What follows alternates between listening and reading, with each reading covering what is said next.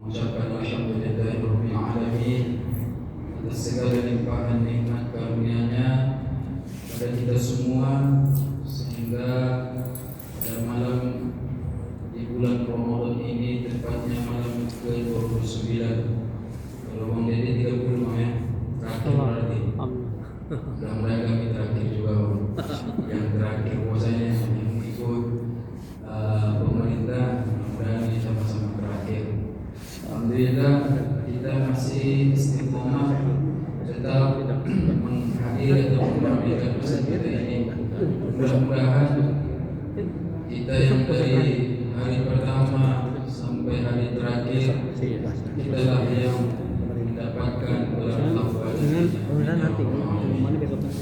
Salawat dan salam kepada junjungan kita yang Nabi Muhammad sallallahu alaihi wasallam, selalu suri teladan bagi kita semua. Allahumma shalli ala sayyidina Muhammad wa ala ali sayyidina Muhammad. Semoga seiring dengan banyaknya kita melantunkan sholawat kepada beliau, kita juga termasuk daripada bagian umat yang mendapatkan syafaatnya di akhir nanti. Bapak Ibu yang dirahmati Allah Subhanahu wa taala, tak terasa memang Bapak Ibu, sebentar lagi Ramadan akan meninggalkan kita semua. Kalau sekiranya Ramadan itu bisa berkata dan perkataan itu kita dengar, mungkin perkataannya dia akan minta izin pamit kepada seluruh kaum mukminin, kepada orang-orang yang beriman. 1 bulan saya sudah datang, saya sudah berikan kesempatan terkhusus kepada orang-orang yang beriman sebagaimana yang telah dimaksudkan oleh Allah Subhanahu wa taala. Kesempatan itu hanya datang sekali setahun. Sekarang tiba saatnya kita akan berpisah. Insyaallah tahun depan saya akan tetap datang, tapi tidak ada jaminan bagi kalian tahun depan masih bertemu dengan saya. Kira-kira mungkin seperti itulah kata-kata itu. Ramadannya tetap akan datang setiap tahun, akan tetapi kita yang tak ada jaminan, Pak, ada jaminan apakah masih bertemu dengan Ramadan tahun depan. Padahal kita sudah tahu, sama-sama kita ketahui, guru-guru kita, tuan guru yang kita undang untuk memberikan kajian di hadapan kita semua di masjid kita ini, begitu banyak keutamaan Ramadan. Tinggal sekarang penilaiannya. Jangan sampai Bapak Ibu kita termasuk kepada golongan yang mana salah satu yang diaminkan oleh baginda Nabi sallallahu alaihi wasallam ketika malaikat Jibril memanjatkan bermunajat kepada Allah Subhanahu wa taala. Salah satu doa itu adalah bahwa celaka orang-orang yang bertemu dengan Ramadan sampai penghujung Ramadan, habis Ramadan, keluar dari Ramadan, akan tetapi tidak ada sama sekali perubahan, tidak ada sama sekali peningkatan. Amin, kata baginda Nabi sallallahu alaihi wasallam. Ada atau tidaknya perubahan itu kita yang tahu, Bapak Ibu. Ramadan sudah mengajarkan kita banyak hal. Ramadan memberikan kita pelajaran-pelajaran bagaimana semestinya kita bersikap dalam kehidupan ini. Yang mana siangnya Bapak Ibu kita diajarkan untuk tidak makan dan minum. Bagaimana rasanya? Menahan lapar, menahan haus. Begitu berat. Makanya kebanyakan kita itu kalau siang itu tidur karena tak mampu melakukan aktivitas yang berat. Akan tetapi yang mesti kita harus pahami bahwa orang-orang yang Allah gariskan dalam kehidupannya itu sebagai fakir dan miskin, begitulah kehidupan mereka di luar Ramadan. Kita bisa tidur pada siang Ramadan itu Pak, karena stok makanan ada. Kita tahu nanti berbuka pun ada yang mau dimakan. Sementara orang fakir miskin di luar Ramadan dengan keadaan perut yang keroncongan, tenggorokan yang rasanya terbakar, tak ada yang mau dimakan di rumah, tak ada yang mau diminum, sementara memaksa mereka untuk tetap melakukan aktivitas untuk memenuhi kebutuhan hidupnya sehari-hari. Ramadan ini memberikan gambaran bagaimana sulitnya penderitaan orang-orang, saudara-saudara kita, orang-orang fakir miskin. Maka kita dituntut untuk menjadi orang yang dermawan selepas dari Ramadan. Bukankah Bapak Ibu, ujung daripada ayat perintah tentang puasa itu la'allakum tattaqun, mudah-mudahan kamu menjadi orang yang bertakwa, kata Allah, supaya kamu menjadi orang yang bertakwa. Tapi kalau dipertegas ayat ini, kalau diulik secara bahasa, la'alla itu adalah menurut ilmu nahwu itu memang kalau manusia yang mengucapkannya itu bukan suatu kepastian, tetapi masih diartikan dengan mudah-mudahan.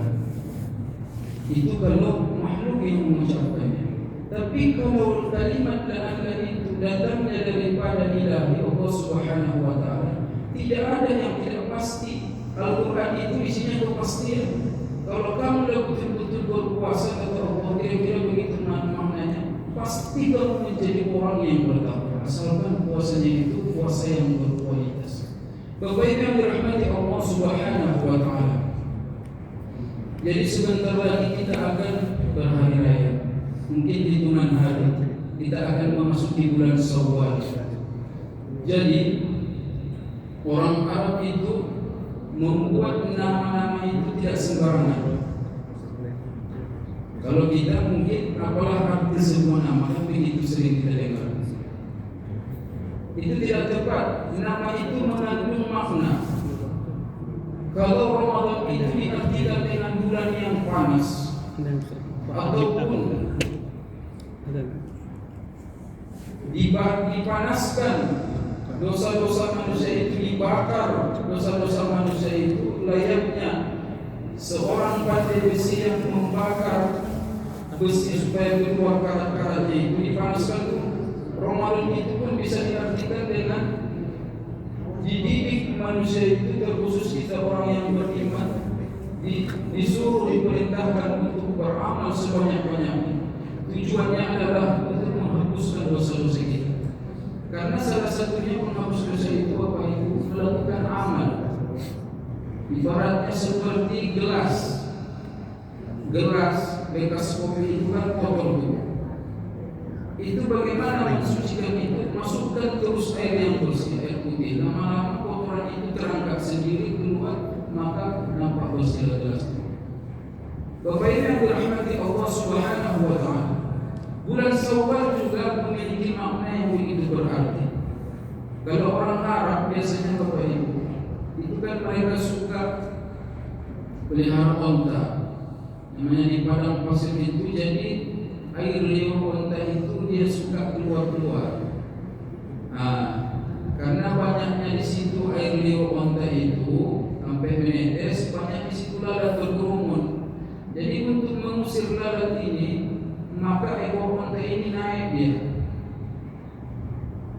Digoyang-goyangkannya ekornya itu, dikibas-kibaskannya supaya lalat tersebut menjauh daripada mulut onta tersebut. Pemandangan seperti itu orang Arab menyebutnya sawalatul ibil. Artinya ekor onta itu naik, dikibas-kibaskannya untuk mengusir lalat tersebut. Artinya meninggi ekor onta itu naik dia. Jadi bulan Syawal itu pun bisa diartikan dengan ada peningkatan. Selepas Ramadan itu Bapak Ibu, mestinya ada peningkatan. Peningkatannya seperti apa Ustaz? Yaitu ada pada diri kita itu ciri-ciri orang yang bertakwa. Ciri-ciri orang yang bertakwa itu sungguh sangat banyak di dalam Al-Quran. Kata Allah di dalam Al-Quran, wasari'u ila maghfiratin min rabbikum wa jannatin 'arduha as-samawati wal ardu 'iddat lil muttaqin. Bersegeralah kalian kepada ampunan Allah dan surganya Allah yang luasnya seluas langit dan bumi, dan surga itu diperuntukkan kepada orang-orang yang bertakwa.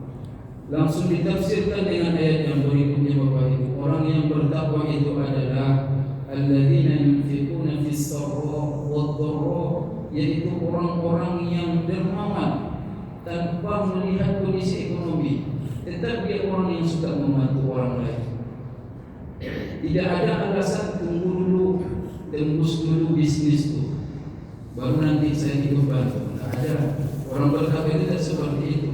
Apa yang bisa diberikan, berikan. Tak mampu dalam materi, dengan jasa. Artinya selalu ikut berpartisipasi demi kemaslahatan umat. Itu dia ciri-ciri wal kadhiminal ghaiz. Di antaranya juga adalah orang yang bisa menahan ataupun mengendalikan amarahnya, emosinya. Tak mudah marah Bapak Ibu. Jangan sikit-sikit marah. Masalah yang kecil dibesar-besarkan. Harusnya masalah yang besar itu diperkecil, masalah yang kecil itu ditiadakan. Itu ciri orang yang bertakwa. Wal 'afina 'anil nas, dan memaafkan kesalahan orang lain. Mana ada orang yang tak bersalah tapi mudah memaafkan? Itu salah satu ciri orang yang bertakwa. Di ayat yang lain begitu banyak ciri-ciri orang yang bertakwa. Alladzina yuqimuna shalah, orang-orang yang selalu mendirikan salat. Laisa birru an tuwallu wujuhakum qibala al-masyriqi wal maghrib, walakinna birra man amana billahi wal yawmil akhir wal malaikati wal kitabi wan nabiyyin wa ata al-mala ala hubbihi dhawil qurba. Di ayat yang lain juga wa yut'imuna at-ta'am ala hubbihi. Ciri-ciri orang yang bertakwa itu Bapak Ibu, dan masuk juga dalam hadis Nabi, termasuk amal yang mulia itu adalah yang utama itu memberi makan. Cuma perlu ditafsirkan lagi memberi makan yang seperti apa Ustaz? Allah katakan lagi wa yut'imuna at-ta'ama 'ala hubbihi. Berikanlah makan kepada orang lain makanan yang kamu sukai. Jangan pula Pak kita makannya kota buana, terus kita cari ampera yang 7.000 itu kita kasihkan ke orang. Itu bukan ciri orang yang bertakwa. Ataupun kadang-kadang kita suka beli makanan banyak-banyak. Ibu suka beli kue. Kue itu sudah tersimpan lama di lemari, karena tak tahu mana yang mau dimakan, saking banyaknya ditengok dalam lemari pas bersih-bersih, nampaknya sudah berjamur. Berikan ke orang lain, sedekahkan ke orang lain. Ini juga bukan ciri orang yang bertakwa. Tapi konsep memberi makan orang yang bertakwa itu wa yut'imuna at-ta'ama 'ala hubbihi. Berikanlah makan kepada orang lain, yaitu makanan yang kamu suka. Misalnya kalau bapak suka minum es teh, bukan teh goyang ya, es teh, berarti bapak berikan ke orang itu es teh. Jangan kita minumnya kopi susu terus kita kasih ke orang itu air putih biasa. Dia harus sama, apa yang kita nikmati itu yang kita berikan. Jadi memang harus dijelaskan ya Bapak Ibu. Begitu juga apapun yang kita berikan ke orang itu memang nilainya yang kita sukai. Itu adalah menandakan ada dalam hati kita itu nilai-nilai ketakwaan kepada Allah Subhanahu wa taala.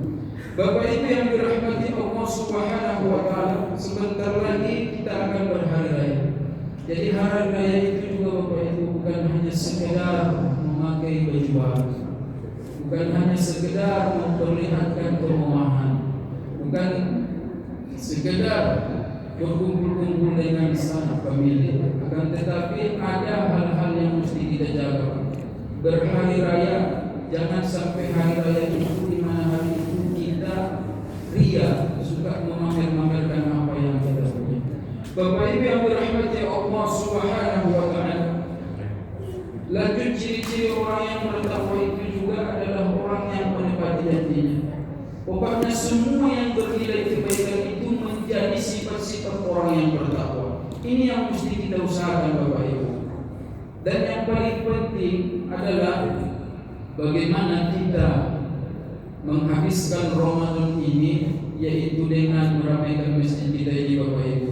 Harapannya selepas Ramadan ini mudah-mudahan begini juga kita di luar Ramadan hadir kita di masjid kita ini. Kalau bukan kita Bapak Ibu, siapa lagi nanti yang merapikan masjid kita ini? Masjid kita ini sudah bagus, AC-nya pun dingin. Terkadang ini kejadian tahun-tahun yang dulu, saya azan, saya komat, terus saya lihat pun jamaahnya hanya 2 orang, kan kurang etis rasanya. Padahal di bulan suci Ramadan kita ramai seperti ini, harapannya juga buktinya kita telah sukses telah menempuh pendidikan Ramadan 1 bulan penuh. Nilai-nilai inilah yang akan kita bawa keluar dari Ramadan. Bapak Ibu yang dirahmati Allah Subhanahu wa taala. Terakhir sebagai penutup bahwa Imam Sayyidina Ali bin Abi Thalib karramallahu wajhah mendefinisikan takwa itu setidaknya ada 4. Yang pertama itu adalah apa kata Sayyidina Ali, al-khawfu minal jalil. Orang yang bertakwa itu Bapak Ibu ada rasa takut kepada Allah Subhanahu wa taala, merasa selalu diawasi oleh Allah Subhanahu wa taala. Kapan manusia itu melakukan dosa kepada Allah? Ketika dia merasa tidak ada yang mengawasi dirinya.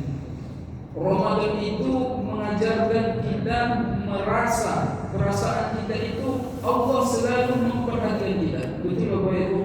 Makanya kita tidak berani diam-diam masuk ke dapur minum, tak pernah kita lakukan walaupun tak ada orang lain di sekitar kita. Dia mengajarkan kepada kita supaya kita dilatih dengan mental kejujuran, merasa ada yang mengawasi. Banyak terjadi korupsi itu Pak, itu karena mereka tidak ada rasa takutnya kepada Allah. Bahkan ada salah satu profesor di Indonesia ini, kenapa Indonesia ini tak maju-maju katanya? Negara-negara yang notabene bukan negara Islam berkembang pesat, maju. Ada yang mereka takuti, dan yang mereka takut dengan Amerika. Terpaksa mereka putar otak bagaimana caranya supaya Amerika pun takut dengan mereka, diciptakan senjata canggih. Kalau di Indonesia ini kata profesor itu, saya tak sebut nama, jangankan Amerika, Tuhan pun tak takuti katanya. Makanya korupsi di mana-mana. Bukan yang di atas saja, sampai ke bawah pun budaya korupsi ini susah dihapuskan dari negara kita ini. Kenapa itu bisa terjadi? Karena kurang merasa ada pengawasan dari Allah Subhanahu wa taala. Makanya kata Imam Ali bin Abi Thalib, ciri-ciri orang yang bertakwa itu adalah al-khawfu minal jalil. Takut dia kepada Allah. Dia merasa selalu diawasi oleh Allah Subhanahu wa taala. Terus yang kedua, beramal bin tanzil, selalu beramal dengan tuntunan Al-Quran dan Sunnah Nabi Sallallahu Alaihi Wasallam. Tak neko-neko orangnya Pak, diamalkan isi Al-Quran itu. Kalau kata Quran itu wa iqamis shalah ataupun warka'u ma'ar raki'in, dirikan solat, cara mendirikannya seperti apa? Berjamaah, diamalkan. Tak neko-neko orangnya. Terus yang ketiga itu wahido bil qalil, qanaah, merasa cukup dengan yang sedikit Pak. Itu ciri-ciri yang bertakwa. Bukan sedikit-sedikit. Tetangga kita beli mobil baru misalnya, kita pun panas melihat pemandangan seperti itu. Saya pun harus beli. Memang dia aja yang mampu. Nah, tidak. Tapi menurut Imam Ali bin Abi Thalib, orang yang bertakwa itu mesti harus ada rasa qanaah di dalam hatinya Bapak. Apa yang ada itu disyukuri. Bahagianya hidup kita ini ketika kita mampu bersyukur. Apapun yang ada dalam diri kita, dalam hidup kita Bapak Ibu, disyukuri. Karena Allah yang lebih tahu mana yang terbaik buat hamba-Nya. Terkadang yang menurut kita itu itulah yang terbaik, akan tetapi menurut pandangan Allah itu tidak baik. Oleh karena itu agama mengajarkan untuk selalu bersyukur, ridho dengan kondisi apapun. Terus yang keempat kata Imam Ali bin Abi Thalib, wal istidad li yaumir rahil, dan mempersiapkan amal sebanyak-banyaknya karena dia sadar masih panjang perjalanan ke depannya. Berapa lama kita hidup di atas dunia Bapak Ibu? Nabi juga memberikan peringatan kepada kita umatnya ini, a'maru ummati baina 60 wa 70. Rata-rata umur umatku itu di antara 60 dan 70. Kalaupun ada yang lebih dari 70, itu tidak banyak. Saya tanya Bapak Ibu, kita umat Nabi Muhammad atau umat Nabi Musa? Umat Nabi Muhammad. Berarti kalau kita yang udah kepala 6, siap-siaplah. Siap-siap bagaimana Ustaz? Perbanyaklah amal, perbanyak bekal, masih panjang perjalanan. Kita hidup di atas ini Bapak Ibu, katakanlah 60-70. Tapi kalau sudah masuk kubur, kita tak tahu berapa ratus tahun ke depan baru Allah kiamatkan dunia ini. Nabi Muhammad itu dulunya pernah hidup di atas muka bumi ini, tapi sekarang beliau makhluk Allah yang paling mulia sudah meninggalkan kita. Sudah berapa lama Nabi meninggal? Itu yang terakhir tadi, mempersiapkan amal terbaik kita karena kita sadar, kita meyakini, kita mengimani bahwa masih panjang perjalanan kita ini ke depannya. Ya ayyuhalladzina amanu taqullaha wal tanzur nafsun ma qaddamat lighad wattaqullaha innallaha khabirun bima ta'malun. Wahai orang-orang yang beriman, kata Allah, hendaknya setiap jiwa daripada kalian itu, setiap kalian itu memperhatikan apa kira-kira yang sudah dipersiapkannya untuk menghadapi hari esok. Maksudnya hari akhirat, bekal apa yang telah dipersiapkan. Bertakwalah kepada Allah, takutlah kepada Allah, sesungguhnya Allah Maha mengetahui apa-apa yang kamu kerjakan di atas dunia ini. Bapak Ibu yang dirahmati Allah Subhanahu wa taala, saya berharap mudah-mudahan kita yang berhadir pada malam hari ini, kitalah yang mendapatkan predikat takwa dari Allah Subhanahu wa taala. Kitalah yang menjadi pemenangnya. Karena sejatinya kalau ada kompetisi itu Bapak Ibu, itu awal-awal itu kan ramai. Coba itu kalau ada nanti Piala Dunia, itu banyak tuh pesertanya, itu banyak yang berpartisipasi. Tapi semakin lama itu meruncing sampai masuk perempat final, semifinal, sampai nanti finalnya. Yang ada itu hanya juara 1 dan juara 2, juara 3. Itu yang dihitung. Hakikatnya yang juara itu yang juara 1. Mereka lah yang juara, mereka lah yang bertahan sampai akhir babak. Mudah-mudahan kalau tidak ada perubahan dari pemerintah,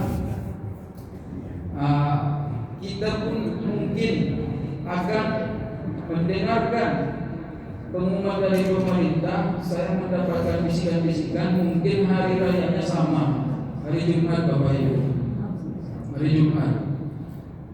Karena menurut hitung-hitungannya jarang terjadi 30 hari bulan Sya'ban, 30 hari bulan berikutnya. Kemarin kita Sya'ban 30 hari Bapak Ibu ya, Sya'ban 30 hari. Jarang itu dalam kalender Arab 30. Kalau di kalender Masehi itu biasa. Dan satu lagi yang terakhir Bapak Ibu, supaya lebih sempurna Ramadan kita ini, hadis Nabi sallallahu alaihi wasallam menyampaikan pesan kepada kita, barang siapa yang berpuasa pada bulan suci Ramadan, kemudian dia ikutkan dengan puasa 6 hari di bulan Syawal, maka dia terhitung seperti orang yang berpuasa 1 tahun. Pengambilannya dari mana? Itu hadis Nabi sallallahu alaihi wasallam, dan dalilnya juga dari Al-Qur'an. Apa kata Allah Subhanahu wa taala? Man jaa bil hasanati falahu asyru amsalha. Siapa yang melakukan suatu kebaikan, amal kebaikan, maka Allah balas amal kebaikan tersebut dengan 10. Dihitung 10. Ibu berpuasa, katakanlah 29 atau 30 hari. Satu hari itu diganjar dengan 10. Berarti kalau 30 kali 10 300. Tambah kata Nabi 6 hari di bulan Syawal. 6 kali 10 60. Satu tahun berapa hari?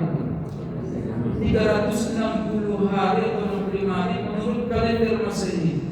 Dan kalender Hijriah itu sekitar 355 hari ataupun 356 hari. Ada 12 hari selisihnya kalender Hijriah dengan Masehi.